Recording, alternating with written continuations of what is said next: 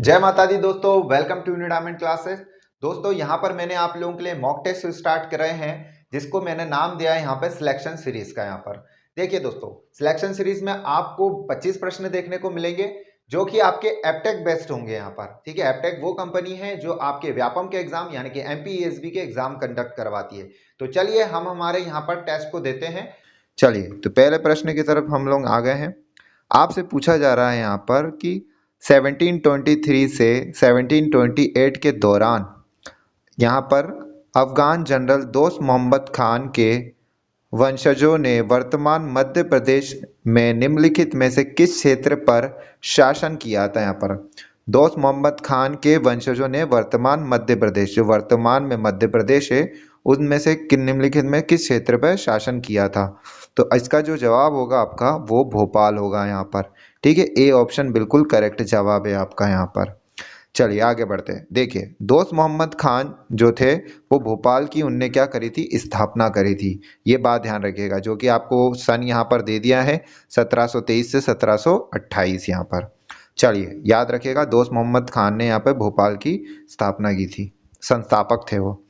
यहाँ पर सब सेकंड प्रश्न पूछा गया रहा है, प्रथम विश्व युद्ध के दौरान की मृत्यु प्राप्त करने वाले ब्रिटिश भारतीय सेना के स्मरण में निर्मित स्मारक का नाम बताएं। यहाँ पर ठीक है, आपको ये बताना है यहाँ पर कि सेना के स्मरण के लिए निर्मित स्मारक का नाम बताइए। तो प्रथम विश्व युद्ध के दौरान बनाया गया था, इंडिया गेट बनाया गया था। ठीक है, जो कि दिल्ली में है आपके यहाँ पर। ए ऑप्शन और डी ऑप्शन बिल्कुल करेक्ट जवाब है आपका। अगर विश्व युद्ध की बात हमसे करी गई है तो प्रथम विश्व युद्ध हमें याद होना चाहिए कब हुआ था, द्वितीय कब हुआ था, तीसरा हो सकता है। चलिए तो प्रथम विश्व युद्ध जो हुआ था, हमारा प्रथम विश्व युद्ध की बात करेंगे यहाँ पे 1914 से लेके 1918 के बीच में हुआ था। ठीक है, ध्यान है। और द्वितीय विश्व युद्ध जो हमारा हुआ था 1939 से लेके 1945। तो ये आपको याद होना चाहिए, ये पूछा गए हैं ये प्रश्न कि प्रथम विश्व युद्ध कब हुआ था, द्वितीय कब हुआ था। अगर आप गवर्नमेंट एग्जाम की तैयारी कर रहे हैं तो बेसिक चीजें तो आपको पता होनी चाहिए। आपसे पूछा जा रहा है यहाँ पे कि भारतीय ऑस्ट्रेलियाई लेखक अरविंद अडिगा द्वारा लिखित 2008 में मैन बुकर पुरस्कार, देखिए बुकर पुरस्कार जीतने वाली पहले पुस्तक के शीर्षक का नाम बताइए। यहाँ पर आपको अब बताना है कि किसमें उनने जीता था। तो अरविंद अडिगा जी, ऐसे करके कम से कम 6 से 7 लोगों को बुकर पुरस्कार मिला हुआ है। तो D option the white tiger के लिए उनको मिला था। यहाँ पर ध्यान रखिएगा, डी ऑप्शन बिल्कुल करेक्ट जवाब है आपका। व्हाइट टाइगर के लिए उनको बुकर पुरस्कार मिला था। मैं आपके लिए यहाँ पे कुछ लिस्ट लेकर आया हूँ, आप इसको देख सकते हैं। जैसे अरविंद अडिगा जी का यहाँ पर नाम आ गया है आपका। ठीक है, 2008 में इनको क्या मिला था, अरविंद अडिगा जी को बुकर प्राइज मिला था। यहाँ पर जो सारे नाम लिखे हैं आपको याद होना चाहिए, ये दो आपके लिए इंपॉर्टेंट है। जैसे यहाँ पे गीतांजलि श्री जी को 2022 में टॉम ऑफ सैंड के लिए मिला था। ठीक है, सातवां यहाँ पर आपको जो नाम मैंने यहाँ पे लिखा है यहाँ पर, वो हार्ट लैम्प के लिए मिला था यहाँ पर बानू मुश्तक और दीपा भस्ती को। तो ये आपको याद होने चाहिए, ये आप याद कर लीजिएगा। देखिए यहाँ पे अरुंधति जो रॉय है, ये नाम भी आपको याद रखना चाहिए था। 1997 में इनको भी बुकर पुरस्कार से सम्मानित किया गया है। चलिए आगे बढ़ते हैं हम लोग। चलिए, जो भी मैं आपकी चीज़ यहाँ पे लेकर आया हूँ आप लोगों के लिए बहुत ज़्यादा इंपॉर्टेंट है। क्यों इंपॉर्टेंट है? क्योंकि मैंने सारे प्रीवियस क्वेश्चन को अपडेट कर दिया। मध्य प्रदेश के सिवनी जिले में जन्म लेने वाले निम्नलिखित में से कौन से स्वतंत्रता सेनानी आगे चलकर शंकराचार्य बने। यहाँ पर कोई वो स्वतंत्रता सेनानी भी थे, वो सिवनी जिले में जन्मे भी थे और आगे चल के वो शंकराचार्य की उपाधि उनने प्राप्त करी। तो यहाँ पर आपको इसका उत्तर देना है। तो देखिए इसका उत्तर होगा यहाँ पर डी ऑप्शन बिल्कुल करेक्ट जवाब है। यहाँ पे स्वरूपानंद सरस्वती यहाँ पर बिल्कुल सही जवाब है आपका। ठीक है, इस बात को आप ध्यान रखिएगा। पांचवा प्रश्न पे आ गया हम। सत्यजीत रे की प्रतिष्ठित फिल्म शतरंज के खिलाड़ी किसके उपन्यास पर आधारित थी। पे शतरंज के खिलाड़ी सत्यजीत रे की प्रतिष्ठित फिल्म किसके उपन्यास पर आधारित थी। तो मुंशी प्रेमचंद यहाँ पर बिल्कुल सही जवाब होगा। डी ऑप्शन बिल्कुल करेक्ट जवाब है यहाँ पर। चलिए आगे बढ़ते हैं नेक्स्ट प्रश्न पे हम लोग।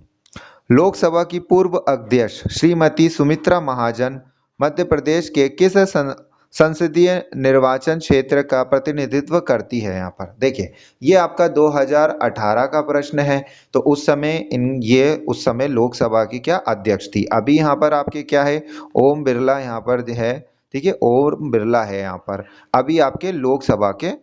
तो यहाँ पर जो उस समय था, यहाँ पर डी ऑप्शन में होगा यहाँ पर इंदौर, क्योंकि सुमित्रा महाजन जो है आपकी वो किस संसदीय निर्वाचन क्षेत्र से प्रतिनिधित्व करती थी, तो वो इंदौर से करती थी। ये आपको ध्यान रखना है। अब देखिए, यहाँ पे जो एक प्रश्न मैं आपको बताना चाहूंगा, इससे जो प्रश्न बनता है, एक आपसे पूछा जाता है कि फर्स्ट महिला लोकसभा अध्यक्ष आपसे पूछा जाता है। तो यह मीरा कुमार यहाँ पर बहुत बार व्यापम में ये प्रश्न पूछा गया है, आपके MPESB में ये प्रश्न बहुत बार पूछा गया है कि फर्स्ट महिला लोकसभा अध्यक्ष मीरा कुमार। और जो सेकंड हमने सुमित्रा महाजन अभी जो बात कर रहे हैं, जो हमारे प्रश्न में पूछा गया था, वो यहाँ पर सेकंड महिला लोकसभा अध्यक्ष थी वो यहाँ पर। तो पहली यहाँ पे मीरा कुमार, दूसरे यहाँ पे सुमित्रा महाजन जो कि मध्य प्रदेश इंदौर से निर्वाचित थी यहाँ पर। और अभी करंट में कौन है, तो ये बात आपको ध्यान रखना है, ओम बिरला यहाँ पर, ठीक है, ओम बिरला जी यहाँ पर अभी लोकसभा के अध्यक्ष हैं।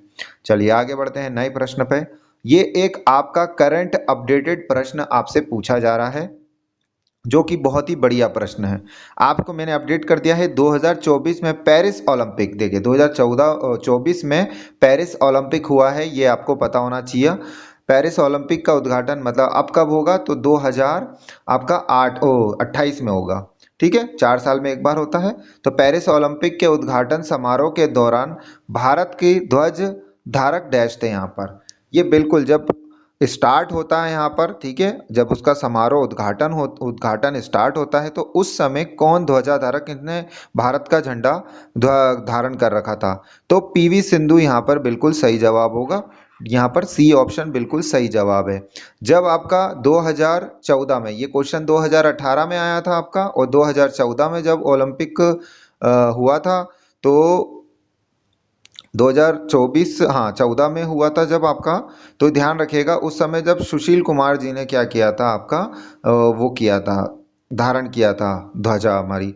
पर PV सिंधु यहाँ पर, और PV सिंधु की जी के साथ एक और थे यहाँ पर, 1+ यहाँ पर आप लिख सकते हैं, यहाँ पे शरद कमल थे यहाँ पर, शरद कमल, ठीक है, वो भी इन्हीं के साथ थे, PV सिंधु जी के साथ ही थे। ये करंट अफेयर में बिल्कुल पूछा जा सकता है आपसे। एक बहुत ही ज़्यादा फेमस क्वेश्चन 2017 में MPSI में पूछा गया था ये प्रश्न, ठीक है। यहाँ पर आपसे पूछा है कांच मंदिर जो केवल कांच और दर्पणों से बना है, मध्य प्रदेश निम्नलिखित में से किस शहर में स्थित है यहाँ पर, तो ये इंदौर शहर में स्थित है। डी ऑप्शन करेक्ट जवाब है आपका।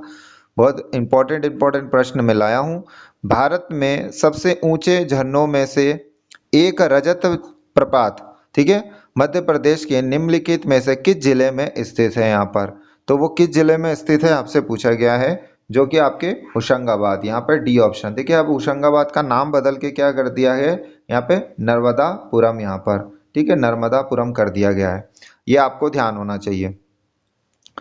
जनगणना से प्रश्न पूछा है 10वां प्रश्न, जनगणना 2011 के अनुसार मध्य प्रदेश के निम्नलिखित में से किस जिले की आबादी सबसे ज्यादा यानी वृद्धि दर्ज की गई, यहाँ पे आबादी में सबसे ज्यादा वृद्धि दर्ज की गई है, तो वो यहाँ पर उत्तर होगा इंदौर। यहाँ पर डी ऑप्शन बिल्कुल सही जवाब है आपका, ध्यान रखिएगा, जनगणना 2011 की। नया प्रश्न आ गया है यहाँ पे, पुरी में, यहाँ पे पुरी में वार्षिक रथ यात्रा द्वारा किस देवता की समर्पित किया जाता है। यहाँ पे जो रथ यात्रा निकलती है पुरी में, ठीक है, पुरी में आपको सभी को मालूम है, पुरी में क्या है हमारा जगन्नाथपुरी, तो जो कि किस भगवान को डिनोट करता है, तो जगन्नाथ जी को, ठीक है, डी ऑप्शन बिल्कुल सही जवाब है। अगर मैं आपको ये हमारे एक चीज मैं आपको और बता देता हूँ, आपको ये चीजें पता होनी चाहिए, हमारे 4 धाम है, ठीक है, सनातन धर्म में 4 धामों को मान्यता दी है, 4 धाम है, ठीक है। तो यहाँ पे जैसे 4 धाम है, तो 4 धाम आपको पता होना चाहिए, जैसे जगन्नाथ जी हो गया जो कि पुरी में आपका, तो ये पहला धाम, रामेश्वरम, ठीक है, और आपका द्वारका तीसरा, और चौथा आपका बद्रीनाथ। यहाँ पर ये कोई सीरीज मैंने अपने मन से दे दी है, ऐसी कोई लिस्ट नहीं है। देखिए तो पर ये जो मैंने दिशाएं लिख रखी हैं आपके लिए, ये यहीं पर है, उत्तर में बद्रीनाथ है, ये चारों दिशाओं को दर्शाता है, 4 धाम 4 दिशाओं को दर्शाता है। तो जगन्नाथ जी आपके यहाँ पर पुरी यानी कि ईस्ट में पड़ता है, साउथ में आप रामेश्वरम, और वेस्ट में गुजरात में आपके द्वारका। तो ये चीज आपको पता होनी चाहिए चार धाम के बारे में। आगे बढ़ते हैं हम यहाँ पर 12वां प्रश्न आपसे पूछा जा रहा है, मध्य प्रदेश के निम्नलिखित में से किस स्थान पर जामा मस्जिद स्थित है जिसे उर्दू और संस्कृत, ये ध्यान रखिएगा, उर्दू और संस्कृत लिपि रखने वाली एकमात्र मस्जिद है। अब ये याद क्यों रखना हमें, क्योंकि एकमात्र मस्जिद है जो उर्दू और संस्कृत यहाँ पर हमारे एकमात्र मस्जिद है जो, तो वो क्या रखी माना जाता है, तो वो कौन सा ही जगह है, भोपाल, अलीराजपुर, कौन सा होगा इसमें से, तो ये आपका डी ऑप्शन बिल्कुल सही जवाब है, बुरहानपुर यहाँ पर बिल्कुल सही जवाब है। चलिए आगे बढ़ते हैं नेक्स्ट प्रश्न पे हम लोग। अगला प्रश्न आ गया यहाँ पे, यहाँ पर आपसे पूछा गया है कि शाश्वत भारतीय उपन्यास देवदास निम्नलिखित द्वारा लिखा गया है यहाँ पर, तो देवदास जो उपन्यास है वो किसके द्वारा लिखा गया है यहाँ पर, तो इसको ध्यान रखिएगा, डी ऑप्शन बिल्कुल शरत चंद्र चट्टोपाध्याय यहाँ पर बिल्कुल सही जवाब है, डी ऑप्शन बिल्कुल करेक्ट जवाब है। आप कमेंट करके मुझे नहीं बताते हैं कि आपके 25 में से कितने प्रश्न सही हुए हैं, तो कमेंट करके जरूर बताइएगा। भारतीय सैन्य कर्मियों के लिए सर्वोच्च वीरता पुरस्कार किसे कहा जाता है, यहाँ पर देखिए जो सेना में यहाँ पर सैन्य पुरस्कार होता है वो सर्वोच्च वीरता पुरस्कार कौन सा होता है यहाँ पे, तो वो आपसे पूछा गया, तो यहाँ विक्रम चक्र यहाँ पर बिल्कुल सही जवाब होगा, डी ऑप्शन बिल्कुल करेक्ट जवाब है यहाँ पर विक्रम चक्र। अगर हम इसकी स्थापना की बात करें कि विक्रम चक्र की स्थापना कब हुई, यानी कि कब से देने चालू हुआ विक्रम चक्र सैन्य कर्मियों को, तो वो 26 जनवरी, ध्यान रखिएगा 26 जनवरी आपका 1950 यहाँ पर, ठीक है, ये बात ध्यान रखिएगा, 26 जनवरी 1950 से विक्रम चक्र देना शुरू कर दिया गया था। आपसे 15वां प्रश्न, मध्य प्रदेश शासन की मुख्यमंत्री कौशल्या योजना के लाभार्थी निम्न में से कौन सा है, देखिए जो योजनाएं चल रही है जैसे लाडली बहना योजना चल रहा है, ऐसे करके आपसे पूछेगा, ये प्रीवियस क्वेश्चन है आपका, तो इससे आपको पता चलता है कि मुख्यमंत्री कौशल्या योजना किसको, कौन है लाभ करती, तो वो महिलाएं हैं यहाँ पर, डी ऑप्शन बिल्कुल सही जवाब है इसका। देखिए इससे रिलेटेड मैं आपसे एक चीज और बताना चाहूंगा, जो आपका ये जो विभाग है ये किस विभाग में आती है, कौन सी बात कर रहे हैं हम कि मुख्यमंत्री कौशल्या योजना किस विभाग के अंतर्गत आती है, तो तकनीकी शिक्षा एवं यहाँ पे कौशल विकास, ठीक है, इसके मंत्री होते हैं, तो इसका मंत्री कौन है अभी, किसका कौशल विकास मंत्री कौन है अभी, तो वो है यहाँ पे स्किल डेवलपमेंट, यहाँ पे श्री गौतम टेटवाल यहाँ पर, ठीक है, करंट है ये, ध्यान रखिएगा इस चीज को, मैंने इसको अपडेट करके अलग स्लाइड पे रख दिया है। पीडीएफ अगर आपको चाहिए तो आपको टेलीग्राम ग्रुप ज्वाइन करना होगा जिसकी लिंक आपको डिस्क्रिप्शन में मिलेगी। चलिए तो वो पीडीएफ वहीं मिलेगी आपको। भारत के अमर कवि एवं नाटककार कालिदास मध्य प्रदेश के निम्नलिखित स्थानों में से कहाँ से थे, तो देखिए कालिदास जी का जब भी नाम आता है, अगर हमें ऑप्शन नहीं पता है तो हम उज्जैन को टिक कर सकते हैं बिल्कुल, तो डी ऑप्शन यहाँ पर बिल्कुल सही जवाब है, कालिदास कहाँ से थे, यहाँ पे उज्जैन थे छे। चलिए आगे बढ़ते हैं, यहाँ पर आपसे पूछा गया है, पूर्व राष्ट्रपति एपीजे अब्दुल कलाम द्वारा लिखित ऑडियो, यहाँ देखिए ऑडियो पुस्तक विंग्स ऑफ फायर के पृष्ठभूमि पर दी गई आवाज का नाम बताइए। यहाँ पर देखिए किसने आवाज दी थी, सर्वप्रथम आपसे ये पूरा पूर्व राष्ट्रपति, तो ये राष्ट्रपति कब थे, 2002 में थे, ठीक है, प्रेसिडेंट अब्दुल कलाम जी यहाँ पर। और आपसे पूछा गया इनकी विंग्स ऑफ फायर, इनकी लिखी थी यहाँ पे ऑटोबायोग्राफी थी विंग्स ऑफ फायर इनकी। अब यहाँ पे अब आपसे पूछा गया है कि जो इसका ऑडियो रूपांतरण किया गया था, ऑडियो जिसने आवाज अपनी दी है वो कौन थे यहाँ पर, तो उनका नाम था गिरीश कर्नाड, यहाँ पर बिल्कुल सही जवाब है, ए ऑप्शन बिल्कुल करेक्ट जवाब है आपका। देखिए कितना बढ़िया क्वेश्चन उनने घुमा के पूछा आपसे। चलिए नेक्स्ट प्रश्न पे चलते हैं हम लोग। 2014 में पाकिस्तान के एक कार्यकर्ता के साथ नोबेल शांति पुरस्कार के सह प्राप्तकर्ता होने वाले भारतीय का नाम बताएं, कितना घुमा के पूछा, 2014 के पाकिस्तान, इतना लिखने की जरूरत थी फिर भी लिखा उनने, 2014 में किसको शांति के लिए नोबेल प्राइज मिला था, ये आपसे पूछा है यहाँ पर, ठीक है, तो हमें सबको मालूम है कैलाश सत्यार्थी जी को यहाँ पर मिला था, डी ऑप्शन बिल्कुल करेक्ट जवाब है यहाँ पर। और ये कहाँ से थे, ये आपके विदिशा से थे, ठीक है, विदिशा से थे यहाँ पे, 2014 में इनको क्या मिला था, नोबेल पुरस्कार मिला था यहाँ पर। अब आप देखिए यहाँ पे पीस के लिए, शांति के लिए, आपसे यहाँ पर एक चीज पूछी गई है, यहाँ पर क्या पूछा गया है, 2014 में पाकिस्तान के एक कार्यकर्ता के साथ, तो वो कौन थे, उनका नाम भी हमें पता होना चाहिए। ये तो हम भारत के हो गए जिन्हें नोबेल प्राइज मिला था, कैलाश सत्यार्थी। अब इनके साथ जिनको मिला था 2014 में पाक से नोबेल प्राइज किसको मिला था, हमारे कैलाश सत्यार्थी जी के साथ यहाँ थे मलाला यूसुफ यहाँ पे, जिन्हें नारी शिक्षा के लिए मिला था यहाँ पे। तो ये ध्यान रखिएगा इस चीज को आप। चलिए आगे बढ़ते हैं नेक्स्ट प्रश्न पे। 2014 में नोबेल प्राइज मिला था उन दोनों को। 19वां प्रश्न आपसे पूछा गया है कि निम्नलिखित में से किस भारतीय वास्तुकार को royal institute of British architecture के द्वारा भारत के सबसे महान वास्तुकार का दर्जा दिया गया है। यहाँ पर भारत के सबसे महान वास्तुकार ये पूछा गया है। तो चार्ल्स कोरिया यहाँ पर बिल्कुल सही जवाब है, डी ऑप्शन बिल्कुल सही जवाब है।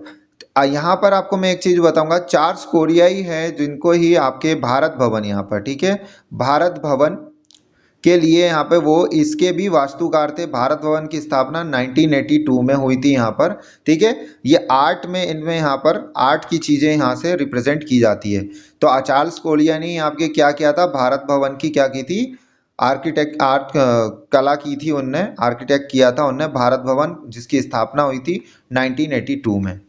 आगे बढ़ते हैं नए प्रश्न पे हम लोग। मध्य प्रदेश में प्रसिद्ध माधव संगीत स्कूल 1918 में निम्नलिखित में से किसके द्वारा शुरू किया गया था यहाँ पर। तो मध्य प्रदेश में प्रसिद्ध माधव संगीत स्कूल 1918 में निम्नलिखित में से किसके द्वारा शुरू किया गया था, ये आपसे पूछा गया। तो विष्णु नारायण यहाँ पर बिल्कुल सही जवाब होगा आपका, ए ऑप्शन बिल्कुल करेक्ट जवाब है यहाँ पर। चलिए, तो उम्मीद है आप लोगों को प्रश्न अच्छे लग रहे होंगे, आप कमेंट जरूर करके बताइएगा मुझे। निम्नलिखित में से कौन यहाँ पे भूतपूर्व मध्य भारत के बिलासपुर में पैदा हुए थे और हिंदी एवं मराठी रंगमंच में एक मिसाल बन गए थे यहाँ पर, तो उनका नाम आपको बताना है। वैसे इसका नाम यहाँ पर सत्यदेव दुबे यहाँ पर बिल्कुल होगा, ए ऑप्शन बिल्कुल सही जवाब है यहाँ पर, बिल्कुल सत्यदेव दुबे यहाँ पर बिल्कुल सही जवाब है आपका। 1966 में मध्य प्रदेश शासन द्वारा स्थापित लाल बहादुर शास्त्री लोक प्रशासन संस्थान का नाम बदलकर डैश कर दिया गया था। देखिए, पहले लाल बहादुर शास्त्री, इनकी स्थापना, ये जो प्रशासन की स्थापना कभी थी 1966 में हुई थी, ठीक है। अब इसका नाम बदलकर क्या रख दिया गया था, ये आपको बताना है। तो इसका नाम बदल के यहाँ पर RCVP यहाँ पर नरोहा प्रशासन एवं प्रबंध क्रिया अकेदमी रख दिया गया था, सी ऑप्शन बिल्कुल सही जवाब है। चलिए, इससे पहले मैं आपको एक चीज और बता दूं, ये आंसर तो हमें पता चल गया। देखिए, स्थापना कब हुई थी, तो ये स्थापना हुई थी यहाँ पे 1966 में इसकी स्थापना हुई थी। क्या नाम था उस समय इसका, लाल बहादुर शास्त्री लोक प्रशासन संस्थान का नाम था, ठीक है, ये नाम था इसका। फिर 1975 में इसका नाम बदला था, बीच में एक बार और नाम बदला था इसका, ठीक है, 1975 में। उस समय मध्य प्रदेश प्रशासन अकेदमी नाम रखा था, फिर यहाँ पर बदल के जो अभी करंट में आपको नाम बताया मैंने वो यहाँ पर दिया गया था। चलिए, ये प्रश्न मैं आपको जो लेकर आया हूँ ना, यहाँ पे जो लिखा है मैंने ऐसा, ये आप इनको विशेषकर स्क्रीनशॉट रखिए, पढ़िए इनको, क्योंकि ये पूछेगा अब आपसे। अब आपका MPG के बहुत ज़्यादा बढ़ने वाला है, GK GS बहुत बढ़ने वाला है, तो खोद खोद के प्रश्न आपसे पूछे जाएंगे। चलिए, यहाँ पे पूछा गया है 23वां प्रश्न आपसे, सुकेतु यहाँ पर मेहता द्वारा निम्नलिखित यहाँ पे नॉन फिक्शन पुस्तिका मैक्सिमम सिटी किस भारतीय शहर पर आधारित है यहाँ पर। तो किस भारतीय शहर पे आधारित है, जिन्हें सुकेतु मेहता द्वारा लिखित नॉन फिक्शन पुस्तक जो थी वो मैक्सिमम सिटी किस भारतीय शहर के आधारित है यहाँ पे, तो वो मुंबई शहर है आपका, ठीक है। यहाँ पर हमारा सी ऑप्शन बिल्कुल करेक्ट जवाब है, मुंबई। चलिए, आगे बढ़ते हैं हम लोग। यहाँ पर आपसे पूछा है कि मध्य प्रदेश के महान संगीतकार पद्म भूषण उस्ताद अलाउद्दीन खान डैश में बस गए यहाँ पर। तो देखिए, जो संगीतकार थे वो, ठीक है, तो वो कौन थे, किस जगह जाके बच गए, तो वो महर जाके बस गए थे। कौन, अलाउद्दीन खां। अगर अलाउद्दीन खां की बात करें, सी ऑप्शन इसका राइट ऑप्शन है। अलाउद्दीन खान की बात हम करें तो ये सरोद वादक थे। बहुत ज्यादा प्रश्न पूछा जाता है, वाद्य यंत्र कौन सा कौन बजाता है, तो सरोद वादक थे यहाँ पर आपके, ठीक है। जैसे कल पूछा गया था आपसे उस्ताद बिस्मिल्लाह खान के बारे में पूछा गया था, शहनाई वादक थे वो। यहाँ पे अलाउद्दीन खान के बारे में पूछा है, सरोद वादक है। तो आपको वाद्य यंत्र बजाने वाले सारे याद होने चाहिए। रामनाथ गोयनका पुरस्कार किस क्षेत्र में उत्कृष्टता के लिए दिया जाता है? रामनाथ गोयनका पुरस्कार किस क्षेत्र के उत्कृष्टता के लिए दिया जाता है? तो ये पत्रकारिता में दिया जाता है। डी ऑप्शन यहाँ पर बिल्कुल सही जवाब है। ये उस व्यक्ति को मिलता है जो पॉलिटिकली या फिर आपके मतलब जितनी भी चीजें होती है उसको लीगली दिखाता है, ठीक है, वो किसी का साइड नहीं लेता है, ठीक है, पक्ष नहीं लेता है, ठीक है, तो उनको ये मिलता है, ये वो पुरस्कार पत्रकारिता में मिलता है। तो करंट में तो अभी मुझे कोई नहीं मिला जिन्हें ये पुरस्कार मिलता है, ठीक है, अभी आप जितने भी लोगों को देखते हैं उनमें से किसी को ये पुरस्कार नहीं मिला है, ठीक है। कौन सा? रामनाथ गोयनका पुरस्कार किस क्षेत्र में उत्कृष्टता के लिए दिया जाता है? तो वो पत्रकारिता के उसमें दिया जाता है। डी ऑप्शन यहाँ सही जवाब है। चलिए, तो हम हमारी क्लास को यहाँ पर समाप्त करते हैं, ठीक है। आप यहाँ पर मुझे ये बताइएगा कि आपके कितने प्रश्न सही हुए हैं 25 में से, ठीक है, कमेंट करके मुझे ज़रूर बताइएगा। धन्यवाद आप सभी लोगों का यहाँ तक बने रहने के लिए। Thank you.